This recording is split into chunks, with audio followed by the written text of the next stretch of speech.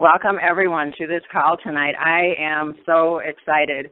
We are so blessed to have Alan Ogden as a member of our Scientific Advisory Board, and he is so generous with his time. He is not only a pharmacist, he has studied passionately amino acids and peptides and glutathione.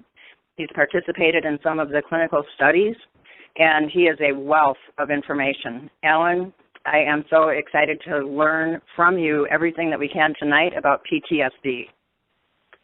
Well, thank you, Diana, for hosting the call. And I just want to make sure you can hear me and there's very little background noise. I'm actually, in a kind of a noisy area, but I think you should be okay. Just let me know, though, for sure. Okay, yeah, I hear you loud and clear and no background noise. Oh, that's perfect. Wow, that is excellent. Well, I really wanted to put this topic into a call of its own because it's in the news everywhere, Canada, United States, around the world. And it wasn't in the news, unfortunately, for many, many years, even though it has existed for many years as a condition.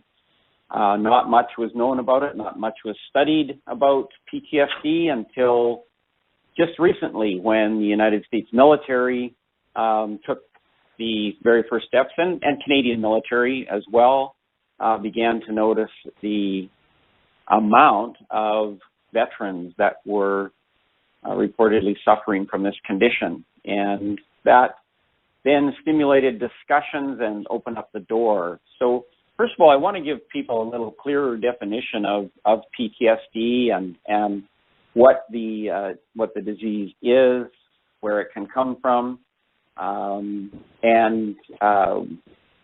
just a little bit more information so that people would understand it a little better.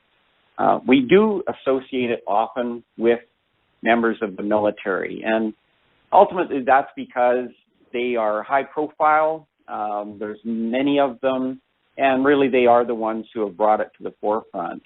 However, PTSD is suffered by many, many people, including children. Children can suffer from PTSD because PTSD is a very sudden, traumatic change in your circumstances where the person involved feels one of three things or all of these three things. Number one, they feel completely out of control. Number two, they feel that their life is threatened. Or number three, PTSD can result from sexual abuse as well. And that's a topic that is not very often talked about with PTSD. But when you think about those who are suffering from sexual abuse, particularly children, they would feel very out of control, and they would also feel very threatened. So it can be a car accident. It can be a natural disaster that can trigger PTSD. And of course, it can come from the heightened amount of alertness required by someone who's in the middle of battle. So what is actually happening in that person's mind? So you think of people in the military, they're trained. They're trained, they go through extensive training to hopefully prepare themselves for life-threatening, life-altering situations. First responders, you think about first responders, they're trained to overcome every emotion in their body that would say run in the opposite direction, which is what everyone else is doing, while they're running directly into the source of whatever it is that's scaring other people. So first responders are another group of people that often suffer from PTSD. And that comes from this overriding, constant and continual overriding what their natural instinct would be or their natural emotion would be in a given situation. So somebody who's been on the fire department, someone who's been a paramedic, someone who's a police officer for many years. And the unfortunate part about PTSD is it can come many years after the incident is over. It's not something that is immediate necessarily. It can appear at any time. And it has the ability to start with a subtle appearance. So some people are very, the appearance of PTSD is very dramatic. It's the reliving of the event, the constant reliving, constant over and over, can't get their mind off of whatever event that has gone on where they felt out of control, felt like their life has been threatened, and that is just a continual theme that plays over and over again in their mind. So those are people that we immediately know that they have PTSD and they're going to require treatment. They're going to require some special considerations. But for other people who have gone through traumatic events, first responders, children, and others, the symptoms can be much more subtle and come upon them over a period of time. And so those symptoms are increases in anxiety, or panic attack that they've never had in their life. And they may not relate those particular, that particular occurrence, panic attack or an anxiety attack, they may not relate that to the incident because it's so far in the past. So they feel that they're good emotionally, they've recovered from that, and all of a sudden they are stricken with panic attacks. And really there would be nothing in their life at that given moment that would lead us to that conclusion. So this disconnection, and that's why it took so long, and really it did take the military to bring this to the forefront of everybody's mind, is because it had the ability to evolve and to appear over time. So panic attack is one, sleeplessness is another, lack of the inability to sleep, nightmares, sudden appearance of nightmares, and usually very vivid nightmares. And once again, if you had an event when you were a child, for instance, when I was 3 years old, my parents had gone on a holiday with my two older brothers, and my next oldest brother and myself were at home. We were with a babysitter whom we trusted. We knew her very well. And while they were gone on the holiday, the whole development, the whole commercial development behind our home where we lived exploded in the night. There was a dry cleaning plant in that facility, and it literally took the whole block of buildings out around our home. So our home was left, the neighbor's home on each side of us was left, and the rest of the block was literally obliterated overnight.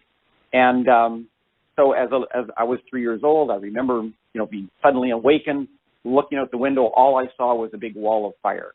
And I remember just diving under the bed. I didn't know what else to do, diving under the bed. So I was taken to the doctor and so on as a child. And then my father was killed when I was 5. And I played out car accidents for many years after that as a kid. I would get toy cars and I would play out a car accident. I didn't understand what that was and why I could take my father away. And the therapist kept saying, well, that's a natural thing for the child to do. They're trying to understand. They're trying to make this. So essentially the same thing is happening in an adult later on in life. All of a sudden their mind starts to play out these events again. And it's very difficult for them to change the mind because the chemical composition of their mind changes at that time. So what ultimately is going on in the mind is we're blocking the calming, the serotonin, the GABA, the hormones that will allow us to relax. Our pineal gland doesn't work like it did before. It doesn't produce melatonin, so our sleep, we can't get into our sleep cycle because it's being overridden by chemicals that are going on, most notably an overproduction of nitrous oxide. And so for those of you who have listened on some of the calls before, you might remember that in our energy product, we put L-arginine in our energy to help our body produce nitric oxide because generally speaking, as we get older, we produce less and less nitric oxide, and it's necessary for the assimilation and utilization of proteins. It's very valuable for our cardiovascular system, and it's really part of staying healthy long term. But in these individuals, all of a sudden, just in their brain, I'm talking, just in their brain, they start overproducing nitric oxide. And that nitric oxide becomes very interruptive in the creation of the other hormones. It literally overrides the natural calming mechanism of the brain and the ability to regain your focus. And so this is ultimately one of the things that we look at, and how do we treat that? How do we get the brain chemistry to balance out again? And my experience in the place where I had one of my drugstores. There's a very, very large mental institution there, so a lot of work was done with drugs, and our experience with drugs is that they're really very I'm just going to say they're mostly inadequate for this condition. There's not very many drugs that provide the necessary relief for PTSD because of this tremendous amount of overriding due to nitric oxide production in our brain. So things just can't act like they ordinarily would. It creates an environment that is completely different than another environment. So with that comes a lot of inflammation. And inflammation in our brain, inflammation starts to interrupt the brain's ability to create new synapses. And, we should be creating like 100 million new synapses in our brain every day. When you and I have a thought, when we literally have just one thought, sometimes we think thoughts over and over again, and we think, well, that wouldn't do anything. But every time we have a thought, we literally create new synapses in our brain. So there's this constant movement, this constant growth and regression in our brain of connective tissue and synapses and areas where our brain is transferring chemicals. And so when I first started working in this area and working with some of the people, which was early on, it was a number of years ago that I had the opportunity to work with just a handful of veterans who were, really had come to the conclusion that the drugs weren't going to help them very much, and they were willing to try some other things. And once again, at that time, we didn't know much about glutathione therapy at all. So we were using very, very high antioxidant therapy, high doses of vitamin B. And we were seeing some results. And the reason we would see some results is because the vitamin B vitamins play a calming role in your brain. So we were literally, these people were kindly volunteering out of desperation. I really have to say, out of desperation, they were volunteering to go through whatever sort of experimental process we could put them through. So we did find some relief. Then we found some other high anti-ORAC value products. So ORAC is the oxygen reducing and absorbing capacity of anything, the amount of oxidative stress it can absorb. And so we started using a particular product called Mangozan. And Mangozan is still on the market today. It's a very good product, a very high ORAC product. And once again, we would experience some progress, some progress with that. It also has a product. So we were getting some results, and that's very encouraging when you start to get results with something that you're trying for people. It's very encouraging to them. And but really, when we started to use glutathione, and we were using precursor amino acids, and we experimented with N-acetylcysteine as well, because N-acetylcysteine actually crosses the blood-brain barrier. It's predictable. It's very quick, and we did some work with that. We started to see some dramatic changes in people's cognition and in their, not only their cognition, but their behavioral patterns would begin to change. And so so that's what encouraged me to really start using a lot of glutathione with people with PTSD. So it wasn't the whole answer. I want you to know that it wasn't the whole answer. It's part of the answer for sure. So glutathione is the answer. And then just recently, we started using the collagen protein and the glutathione together. And that has been, I'm going to say it's been very, very good. The collagen protein and the glutathione together has been this sort of magic combination. So the amino acids, the glycine, which is used in many, many of the processes for producing brain chemicals, so the addition of the glycine along with the glutathione. So what seems to be happening is the glutathione is helping to reduce the inflammation. And when you reduce the inflammation, of course, then you can start a healing process. The glycine, once again, is part of, it's used by almost every one of our hormones or used as the basis for building up pretty much every one of our hormones and brain chemicals. And so this becomes very good. That along with the lysine, the proline, the other amino acids that are in collagen protein that all seem to contribute to this, to help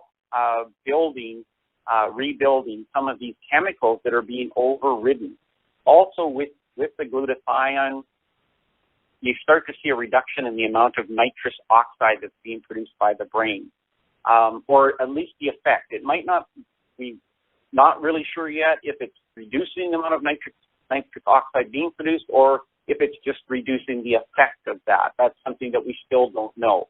However, from a results point of view, which is, I think is, what is of interest to pretty much everybody that's on this call, from a results point of view, the combination of glutathione with collagen protein, and then we also use very good omega fatty acids. So very good omegas, you can use, a flax oil, a 369 oil.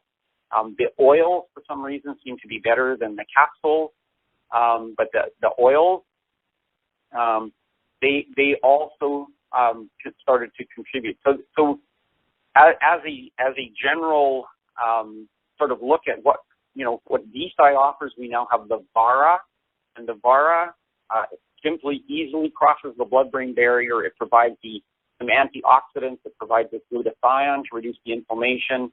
Glutathione also allows for protein methylation, and so your proteins will replicate better. And one of the reasons why we have nitric oxide being produced is incorrect protein will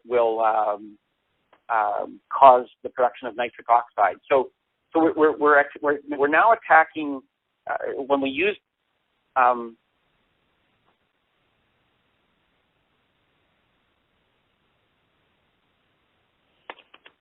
glutathione and collagen, and then combine it with essential fatty acids, it's supplying some essential nutrients that the brain can now use to help rebuild. And with that rebuilding process, and with the addition of helpful hormones, and with the addition of the reduction of inflammation, then you get changes in cognition, you get changes in behavior. So I don't want to say that people are not going to need therapy or they're not going to need other treatments, but just from our experience to this point, this is the kind of things that we are seeing, we are experiencing, and people are coming back to us and saying, since I started taking the combination of the glutathione product, the collagen product, along with the essential fatty acid product, that has made a difference. I can feel the difference. I'm feeling better. I'm feeling calmer. The anxiety has gone down. The feeling of tension, the on edge, that's reduced. And so, this is a process. I mean, we're all learning about PTSD. We're all learning about all of the things that actually it has done. We think about the brain, but maybe it's also because it's such a traumatic event, and all those chemicals had to be flushed out through the liver and the kidney. So, there could be other areas of the body that we haven't even sort of got an awareness on yet, just because it's just such a traumatic event. And regardless, in all those other situations, if our liver is damaged, if some other organ is damaged, we know that glutathione will help rebuild damaged liver tissue. We know that collagen will help build other damaged tissue. It's the basis for repairing the body. So there's lots of good reasons for taking glutathione, collagen protein, along with a really good essential oil, flax oil, omega oil, some kind of omega oil. There's really good reasons behind taking those products and combining them together.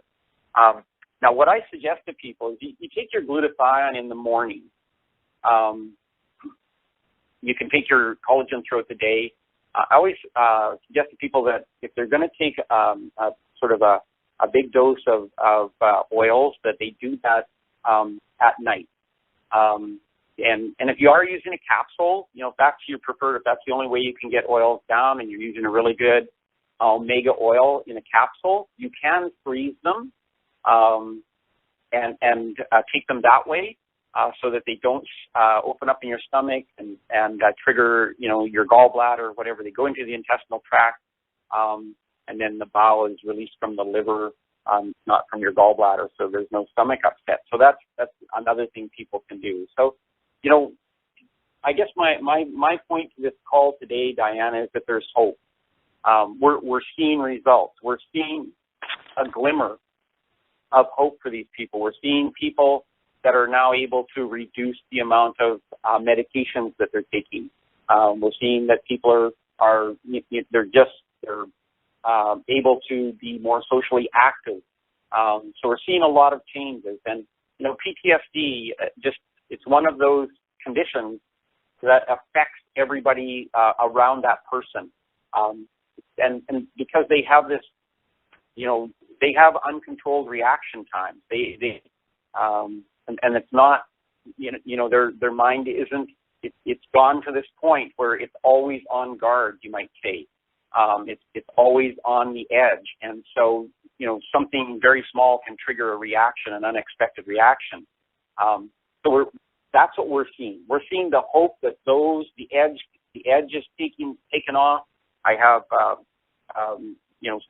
3 or 4 people that I continue to work with on a regular basis.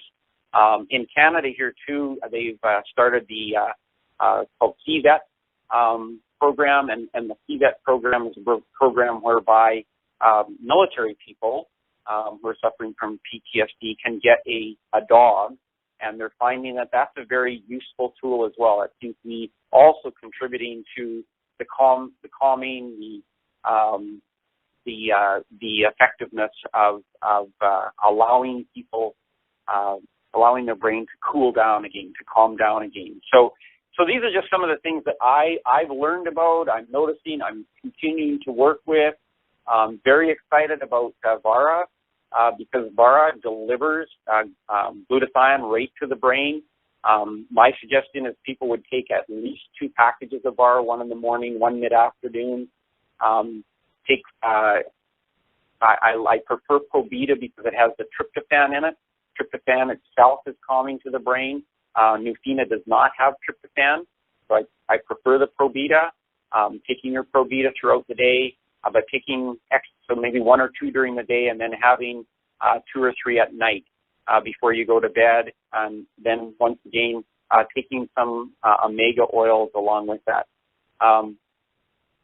We used to use high-dose vitamin D with selenium, and in Vara we have selenium, we have B vitamins. I think if you're taking 2 a day of those, that you're getting enough of the B vitamins, you're getting enough selenium in that. And so, I'm hoping that there's some people on this call tonight that they find this useful, and that they can come back to us in a few weeks and say, you know what, here's what's happened. We started on the Vara a couple of days. We started on the Probita. We did get an omega oil, and here's what we're seeing. Because really what everyone with PTSD is looking for, they're looking for that hope. They're looking for just the idea that someday they're going to be able to function again without that memory, without that, their mind continually in that spot, go to sleep without a nightmare, and slow the reaction time down. Those are all things that these people want. So, Diana, I know we're just about at our 30 minutes here, and I did want to, if you had a question or two specific or something that you feel I didn't cover, maybe ask that, and then we can just wrap the call up. Okay. Actually, I don't have any questions. You answered every question that I had as I thought the question. You answered it, so that was awesome. I want to thank you very much, Alan, for spending some time with us tonight. You are such a great lecturer. I learned so much from you. For everybody that's on the call, if you are a guest, please get back with the person who invited you. Ask your questions. They will answer them for you. And for every VISI partner, we will have this call is recorded, and it will be in all of the groups as soon as I can get it there. Thank you so much, everyone, for joining us. Thank you for inviting your friends, and good night.